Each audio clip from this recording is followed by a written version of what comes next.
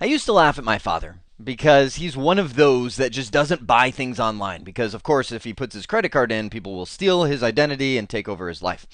And so he always has me buy things on Amazon for him and things like that. And I would laugh until one day I went to go buy something on eBay. And I was using my PayPal account, and I went to select the card I buy everything with, and it wasn't there. It wasn't under my account. I was like, well, that's weird. I look, I was like, maybe it's expired. And I'm kind of scratching my head. I was like, okay, well, I tried to put the card back in, and the PayPal page says, I'm sorry, you can't add this card to your account. Please contact customer service. So I'm like, frustrating. I'm like, I just did a buy it now. Come on, I got to pay for this. So I called PayPal, and I talked to the gal, and I said, I'm trying to add this card. It's saying I can't. And she goes, okay, well, actually, you can't add that card to your account. And I was like, well, why not? And I can't even remember the name, but she goes, do you know Abdul Jabbar in Iran? And I said, no. And she goes, well, the reason you can't add that card to your account is because that card is actually under his account. Right then. Quick call to the credit card company. It was already too late. Stuff had already been purchased on there. They're like, we were going to call you fraud, blah, blah, blah. But so long story short, I was a victim of credit fraud. It wasn't that bad. They credit card companies, I guess, do this all the time. They're like, yeah, no worries. I'm sure there was more to it than that. But when I see a topic like virtual private networks nowadays, the thought immediately crosses my mind of like, okay, virtually private or private? Is this really secure? I mean, VPNs probably is a term you've heard plenty of times, but really, I mean, is it really secure? Is this trustworthy? Is somebody going to steal our lives? That's what I'm all about in this chapter, is not stealing lives, but defining what VPNs are, why they're secure, and why you can feel a little more comfortable using these to connect your networks. I want to start at a ground level here because I don't want to assume anything. What is a VPN? The answer may surprise you, especially if you think you know what a VPN is. A virtual private network is officially described as any network that you are assuming as private. Now I'm putting Jeremy language in there, but that's essentially the definition. So for example, if you have a WAN link, you've got a T1 line from Office A to Office B, that is a type of VPN. Because it's run by an entity other than you. You just happen to trust them. For instance, here's your Office A and Office B. Somewhere in the middle, maybe it's AT&T or Sprint or Cox or Quest or CenturyLink or blah, blah, blah, blah. The list goes on of all the carriers that are out there. You're trusting that they're not stealing your stuff. When I have a voice over IP phone call from Office A to Office B, I'm trusting that there's not some angry employee there capturing all that data and stealing it and putting together my phone calls and selling them to I don't know, whoever would want my phone call, right? So it's a type of VPN. So the reason I bring this up is, number one, to broaden your mind to think, okay, well, a VPN doesn't just have to be the internet. A VPN is defined as something that we are assuming is private, or it's virtually private. So okay, if when we sign up for a WAN link, we're trusting the carrier, right, that their employees aren't going and stealing our stuff, who are we trusting when we use the internet to carry our stuff? Well, I wouldn't say it's who you are trusting, it's what you are trusting. As in, what kind of technology are you employing to make sure that I can send data over the internet and it can't be captured by somebody else? Okay, so let's talk about what a VPN is. A VPN is using the all-plentiful, everywhere existing internet connections to link your sites together. There are really two different kinds of VPNs, although you could probably say, well, there's more, but I will say two primary types. There is a remote access and site-to-site VPN. Remote access means you've got people out there that are working from home, or they're on the road with their laptop, or they're wherever they are in the world, and they need to connect in to your corporate network. Let's say this is, well, let me give myself a little room. Let's say over here, because that's a lot more room, is corporate network A, right? And I've got a server over here with all the files that they need. They are going to connect through the internet to get those files, and I want to make sure that nobody in the internet, all these non-controlled networks that they're passing through, can get their data. So that's what a VPN is. So I can have a remote access VPN where my employees or customers can connect from wherever they are in the world over this network securely and get their resources. Or I can have a site-to-site VPN to where I have, let's say, an office in, could be anywhere, Japan, connecting to the corporate office in Arizona, and I'm actually sending all of that through the internet. A site-to-site VPN replaces a WAN connection. Now, what's the advantage in doing that? Why wouldn't I just buy a WAN connection? Huge amount cheaper. It's always cheaper to get connected to the internet because it's so available and it's so everywhere and it's so not dedicated to you. Meaning, when I am in Japan, I can get an internet connection far cheaper than I could get a leased line coming over here to Arizona. I mean, you can't even compare those two costs. So, second thing is the internet is available everywhere.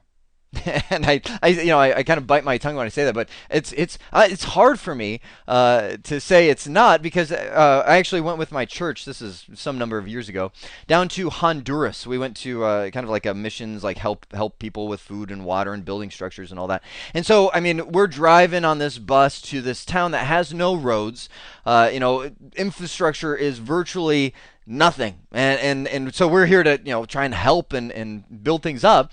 And sure enough, as we pull in, I'm sitting there and we pass a little building and it says Internet Cafe, flashing neon sign. It turned out they had a 28.8 kilobit per second modem that they were sharing for about 5 or 6 PCs that they had connected in there, and people would pay per hour to come share a 28 kilobit per second modem.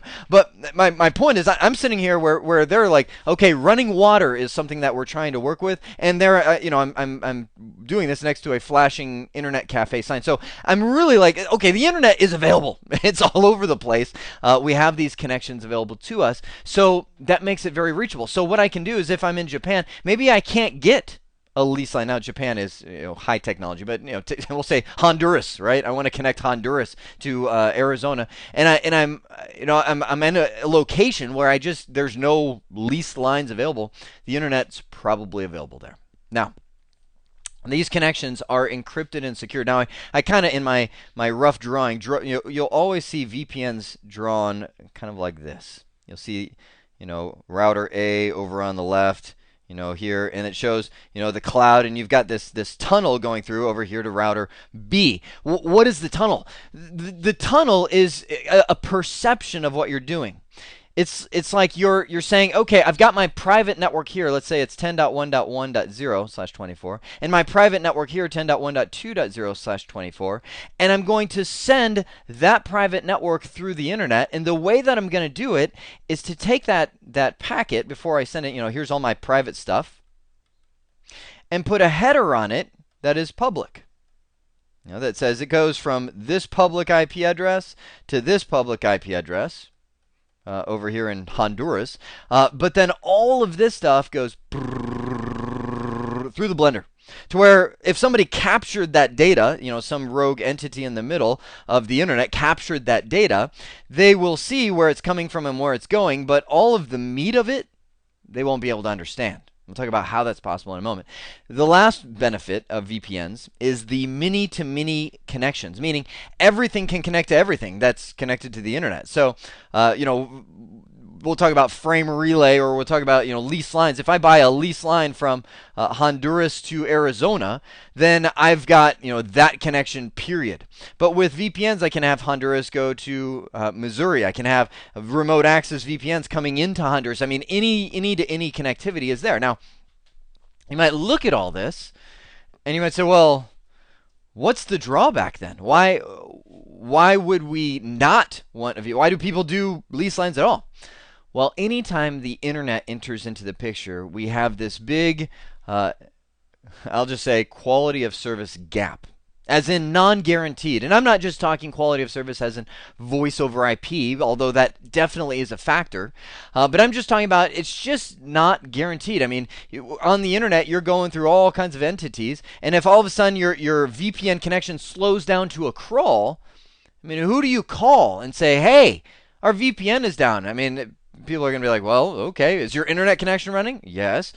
Okay, well then we've done our job. We've delivered an internet connection. So it's really not guaranteed service. You may get, and I'll say most of the time you'll do great. Sometimes, depending on what storm is going on in the internet at any one time, you may slow down or speed up or anything like that. So for companies that need that level of guarantee, or they need to have somebody that they can call and say, hey, this is not performing the way that we want to, VPNs probably aren't the direction they want to go.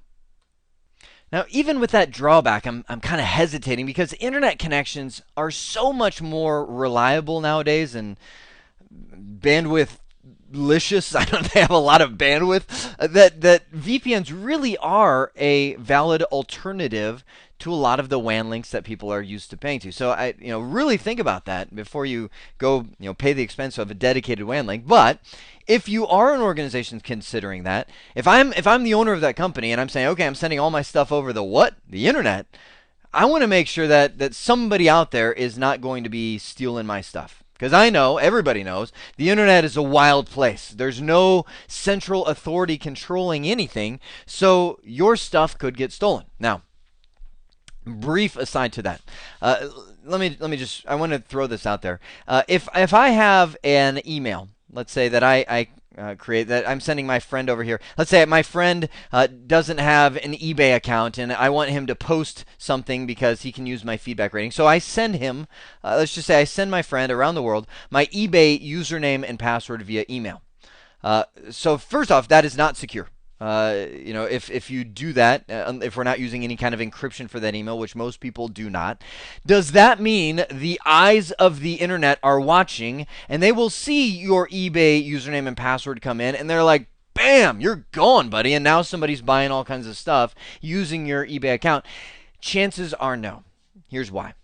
The internet is a glut of information. I mean, just information constantly. So, sending a single email over the internet, number one, you are obscure by the sheer amount of information being processed every single second on the internet. You're just one of a billion different packets that are happening at any given time. So, number one, you're obscured by that. Number two, when you do this, I mean, you're actually going into your service provider, and they're going to theirs, and they're going to theirs. So it's just a link of all these different service providers. Unless you have a service provider who is corrupt in the middle, like there's that guy, oh man, they went AWOL and they've got an employee capturing data and he just found your eBay username and password. I mean, is the chance there? I want to make sure you guys, is the chance there? Yes. Is there a chance a Boeing 747 plane could crash into my house at this moment as I'm talking to you? Yes, there is that chance, but it's so slim. Why? Because my house is one among billions of houses. Planes don't fly every single day and crash, and why would they choose me? Why would they hit my house? I mean, it's that kind of argument that you're talking about when you're saying, now let me show you what is a lot more likely. It's more likely that your friend is infected with some kind of malware or some kind of remote access. They're running Java. I'm just throwing Java under the bus because there's just a security update some time ago saying Java is now unsecure and they can't fix it. And now everybody's like, oh, don't use Java. Every time I go to Oracle's site and I see they're like, Java in use by billions of customers. I'm like, not anymore. Anyway, I'm not here to down on Java. Everybody's got their own security flaws, right? But it's far more likely that this guy gets infected with something. And he gets your email, opens it, and somebody else is looking over his shoulder. Or they're actually watching all the email that comes into his computer because his computer is infected, and now they get your eBay account. So the internet gets blamed for a lot when really it's people's computers that have been hacked and malwared up and virused and trojaned and keylogger and blah, blah, blah. And that's where a lot of the theft comes into play. So that's number one. So keep that in mind. Now, let's talk about how do we make sure that the eyes of the internet don't. What if the Boeing 747 hits your house? What if the service provider is capturing your data? How do we make sure that it's secure? I'm not, and nobody should be comfortable just saying, well, the sheer amount is out there. I doubt you're going to get taken. I mean, that doesn't make you feel comfortable. So VPNs must provide, number one, authentication. Authentication is, I know that you are the person I'm supposed to be talking to. Right? So when I'm speaking from, let's say I have my computer right here, and this is corporate center A. and I VPN in, from corporate center A's perspective, they're like, I really want to know that you are who you say you are. Okay, I was going to talk about the solution, but let me just talk about things we have to provide for now, right? Second thing is we have to provide data integrity. I want to make sure that when you send me a message, so we'll just say Happy Computer A sends an email, sends a file, sends whatever, that the file that you sent is the exact same file that I'm receiving. Somebody in the middle hasn't grabbed your data and changed it in some way. Maybe you did a bank account transfer of $500 and they come in there and they say, oh, actually, let's do 50,000. Let's modify that in some way. So I want to make sure that what you sent is really what you sent. It didn't get changed. Okay. Third thing is confidentiality. I want to make sure that when you send me something, the eyes of the internet cannot see it at all. It's one thing to change the transfer to $50,000, but I'm like, I don't even want you to see that we transferred $500 to begin with. How about we just encrypt that data? That falls under the confidentiality side of things. And then finally, anti-replay. I want to make sure that if you send your username and password and it's authenticated and it's integrified, I just make up words, right? It's integrified, it's encrypted. I know, so this packet that has your username and password, I know that is completely secure. I want to make sure that somebody can't capture that packet, and even though they may not be able to decrypt it, even though they may not be able to change it, I want to make sure they can't replay it at another time. So if they know that packet, even though they don't know what it is, inside of there, if they know they can send that packet and it gets them in, right? That's considered a replay. So I don't want people to be able to replay old packets and have that breach my security in some way. The answer to all of those questions lies in this one protocol that we call IPsec. Now, IPsec is not just a protocol, it's a suite of protocols that go together to build security. Now, the neat thing about IPsec is that it was designed with the future in mind. See, until IPsec came along, different encryption methods would come and go. Just over time. I mean, think about how long have we been concerned about security, right? Since the beginning of time. I actually went to an encryption seminar, and they actually went back and showed all of the ciphers that were created for a lot of the wars. I mean, even before computers were a reality, there was these different codes and methods that people would use, from like Alexander the Great to send messages to his armies that wouldn't be intercepted. So we've always been doing encryption, but the problem is, as technology increases, now I'm focused just on computing, as technology increases, our computers and our processors become more and more powerful, to where brute force attacks become a reality. So encryption, let me just talk about that, and I actually am going to dedicate the whole next nugget to encryption and really understand what's going on. But it all lies in a key, right? You have a key that is used. Think of your key as a mathematical formula that is used to take this data and scramble it, to put it in the mathematical formula. So if somebody figures out what that key is, they are able to descramble your data, right? That's the idea behind encryption. Now, our processors, I mean, nowadays we've got the quad 8 octuple Xeon quad core, processors is insane. They just keep coming out with bigger and bigger processors to the point where it's possible for computers to try millions and millions of keys every single second to try and break that. I mean, something that wasn't even fathomed back in the 60s when early encryption methods were being created. They're like, when somebody would think, oh yeah, there's something out there that can try millions of keys a second, yeah, that'll ever happen. I mean, Bill Gates hadn't even been born. It's one of those, they're not even thinking on that scale of things. So as time goes on and these kind of possibilities are there, we have to increase our encryption standards to where these keys become more and more and more sophisticated, to the point where there's so many possible keys that within a fathomable lifetime we wouldn't be able to try enough of them to break that key. So that's what encryption standards are. So what was I? Okay, I was saying until now we have all these different encryption standards that it's kind of like, okay, we say we're using this standard, and you release software that everybody uses that standard, and now it's time to upgrade. because that standard is now no longer considered secure. So they got tired of that, the people that created IPsec, and they said, let's create something that's swappable. Here's what I mean. My kids, they have this little, I guess I could call it a house, and they have all these little holes in it. They've got like a circle, a triangle, a square, a star, all these and they got these little pieces that they can put in the house, and it falls in there, and there's a door on the other side. They get them out. Think of this house like IPsec, to where essentially IPsec does not define, like the protocol suite itself does not define an encryption standard. It just says there is an encryption standard, and you can swap that out based on what is the latest and greatest one available. Now, right now, I would say AES is considered one of the strongest systems of security. AES, 256-bit, strongest levels of what's called symmetric encryption that you can use. But down the road, it will fast forward 10, 12 years.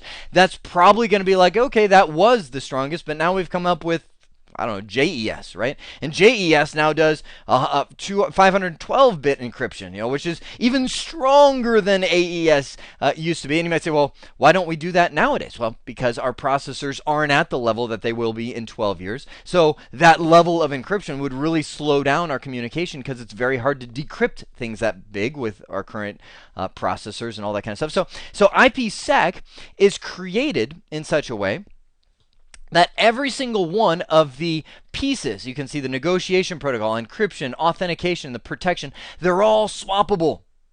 And they were really thinking when they did this, because security changes every single day. Somebody figures out something new, some new vulnerability. So they had to design IPsec for the future, to where you're not changing out the whole engine of VPNs, but rather you're creating something that scales to the future. So in a nutshell, we've got encryption, which is our confidentiality. It scrambles things. This goes from weakest to strongest, kind of building block that we can slide into IPsec when we're using our VPN connections. Now you might say, well, why do we even have the weak standards anymore? Aren't they like disbanded? Well, keep in mind, we live in an interesting world where a lot of times governments want to make sure that their citizens are doing what they're supposed to be doing. So there are governments in the world that say, we do not allow you to use any stronger than, we'll say, DES encryption. Why? Because the government can't break it. And they at least not efficiently, and they want to be able to easily see what's going on in their world. So there are countries that are restricted to just use DES, or even weaker than that. So when you're talking about these encryption standards, it's not only a technology barrier, but sometimes you can get into political barriers with what you're using. Now in America, I don't know, to their greatness or to their demise, they don't have restrictions on the level of encryption that you're able to use. So you can use whatever strength you want. Now you can see authentication, MD5 SHA. This is your integrity. The authentication will ensure that the packets are who they say they are, and I should even bleed this into other areas as well. You can also use things like pre-shared keys. To make sure that one side is who they say they are. You can use something called the public key infrastructure to make sure that one side is who they say they are. So think of these as your authentication and confidentiality. It kind of does both, and I'll explain that when we dive deep into what these things do. So MD5 and SHA-1 are different levels of confidentiality, different levels of authentication. You also have protection. Protection against people stealing your encryption keys. Again, next nugget, I'm going to fully depack, how about unpack encryption in all its glory. This is where we'll start talking about Diffie-Hellman and asymmetric encryption and what that can do. Finally, take a look. I'm going to jump all the way back to the beginning. In IPsec is also the negotiation protocol itself. The negotiation protocol is really what other things are inside of there. So somebody created IPsec with the foresight of, we may come up with different security methods in the future, that beyond just encryption, authentication, protection, confidentiality, anti-replay, all those kind of things that are out there. I mean, maybe someday it's necessary that when you authenticate to a remote access VPN, you have to do a thumb prick and it do a blood test. I don't know. I don't know what the future holds. Retinal scans, and I'm trying to come up with things that don't exist. Those are all different levels of authentication. But somebody comes up with a totally new method of security that we haven't even thought about today. IPsec will be ready for it because you can even change the negotiation protocols. Again, AH, which is authentication header, or ESP, encapsulated security payload. These are different engines of IPsec. And for instance, ESP is the one that says to negotiate encryption. It says to negotiate authentication and all that kind of stuff. Authentication header does not negotiate encryption. So again, I'm diving into some of the depth that I don't want to get to at this point, but my point is, down the road, they could come out with another engine. We'll just call it a 454, right?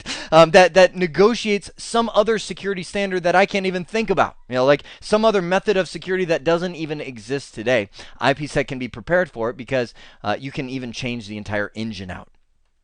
Man, once you open the lid on security, there's just so much to talk about. So yes, that last slide was high level. If you're like, wow, I'm just seeing all these standards that are out there. In the next nugget, I'm planning on unpacking encryption and authentication so you really can see what those standards are and what the differences are and all that. For now, I just wanted to give you that broad brushstroke overview of this is what makes our VPN secure. My goal is to convey to you that it's not like you're going to put something in there and somebody's just going to be able to get it from your network. VPNs and the technology that make them secure are so strong that it's not even an area where hackers really go after. Okay, people know, for instance, nowadays that AES 128-bit encryption, which is a very decent standard, but I would say not even the strongest one out there. They know that that's just, if you see something encrypted with that, it's like, okay, game over. Chances are extremely unlikely, like lightning striking while the Boeing 454 is crashing on the ground at the same. I mean, it's just it's so unlikely that people are like, I'm not even going to focus on trying to break the encryption, right? So when you're thinking about your VPNs, the VPN and your concern of security should not be in the traversal of the data, because with all the security that I just showed you on that last slide, that is considered very secure. Where you want to focus your security efforts is more so, like I was saying before, on the PCs inside of your organization. Make sure that they don't get infected with something that, even though it's secure in its transmission, when it ends up on that computer, it's infected with something allowing people to see everything that's going on. That's where the security vulnerabilities come into play for the most part nowadays. So next night, we're going to start unpacking even more. What is the levels of encryption? Why can I feel good sending things across the VPN over the internet? All that's to come. For now, I hope this has been informative for you, and I'd like to thank you for viewing.